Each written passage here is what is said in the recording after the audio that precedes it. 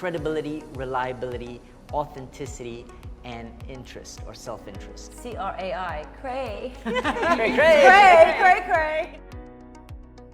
And when I'm leading my team, I always have this open conversation. So we go for lunch together, and then we talk about our personal life. You know, I mean, one day my programmer, you know, imagine I'm not a tech person, my ex-husband is. So he came to me and then he said, he suspects that the wife is going through something. Is there any advice I can give? And I told him that what is she experiencing, you know, and all that. And so we shared stories over coffee and over croissant. And then I told him maybe it's because I don't like to diagnose people because I know that I'm not an expert. So I said maybe you should see a professional and then they can help. And I think that's the feeling that I want to give to my staff and to my friends, because I've helped some of my staff and my friends that they're going through this. So mental illness is more common than you think, right? And I had a friend who had a sister who tried to kill herself, right? Suicidal, and I recommended her to my psychiatrist. So I think they dealt with it properly.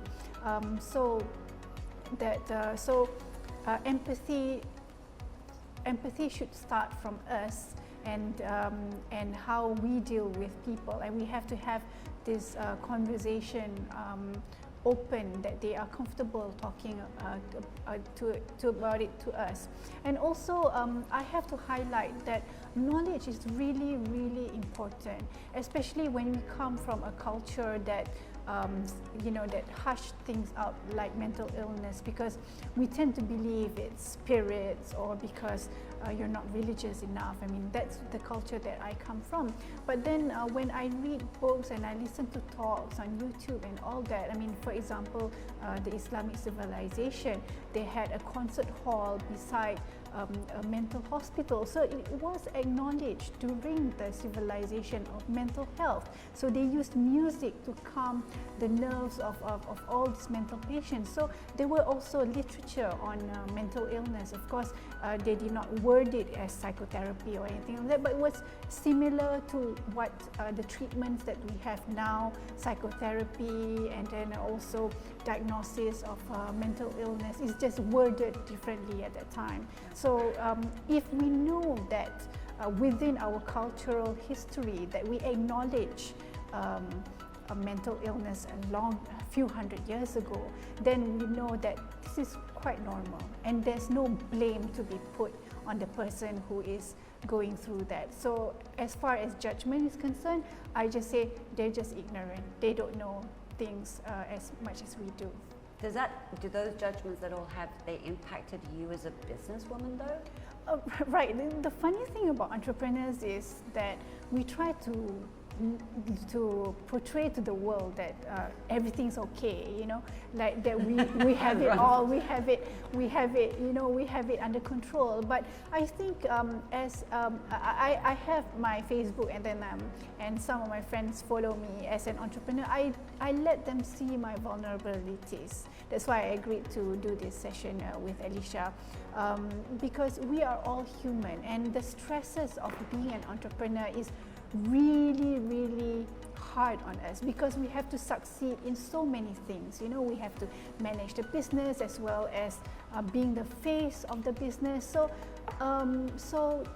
that puts a lot of pressure on us. And I think the fallacy about about this phrase, having it all, it's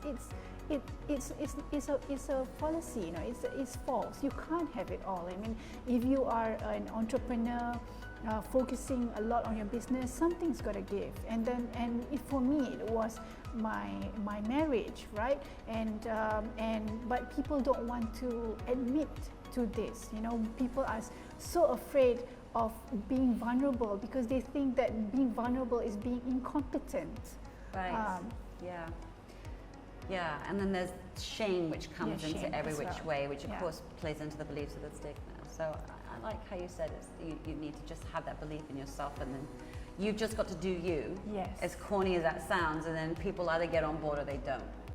within a workplace context, right, judgment does come. Now, the key thing for me is you can take it as, I have no idea what to do, and then that's why you feel like you lose control and you feel like you're a victim. But one step or one way of figuring out what can I do about it, right? Oftentimes, judgment is an issue of trust breaking down, right? So if we were to try to understand what can we do to repair or rebuild trust, either because you feel someone older does not trust you, or perhaps you don't trust someone else. So the way we try to deconstruct trust is we say, well, trust has 4 components. There is credibility, meaning does this person have the skills and experience to do what they're supposed to do? The second part is reliability. Will this person do it when they say he or she will do it? The third is authenticity. Does he or she say what he or she means, right? Because that can also be a big source of a trust breakdown. And finally, interest alignment, right? Is this person fundamentally aligned with our interest or not? So the first step is to say, well, which of these 4 things is the likely first cause of that mistrust? And therefore, depending on whether you feel that your older person doesn't trust you or you don't trust that person, there are specific actions that we can take. So the whole idea is taking a situation from something you don't control to saying, well, what are the first initial steps I can take to at least find out which box? Then the second step is, okay, if it's this box, what are the steps that I can get more information to close that gap? What is that acronym again for everybody watching? Credibility, reliability, authenticity, and interest or self-interest. C-R-A-I, cray. Cray, Cray. Follow us runs cray route. I love it. You know, when you talk about judgments against self, right? Yeah, how do we engage? I think with going back to what Ajran was saying about trust, I think that very much related, right? When you are in a safe environment, when you feel trusted, then naturally judgment will be less. However, we may not be able to get into situations where you feel completely safe. And that's the reality. Yeah. So again, that's how we also, we can't control other people. We can't change other people. But again, to understand that awareness of ourselves is very important. And how do we then, put in those actions? So I think, to rebuild trust is by starting to trust ourselves as well. Right, so I don't feel safe, what's next? What do I do? Do I leave? Do I stay? Do I have a conversation? Do I keep quiet for a while? What do I do? Or do you find a safe space? Right, okay.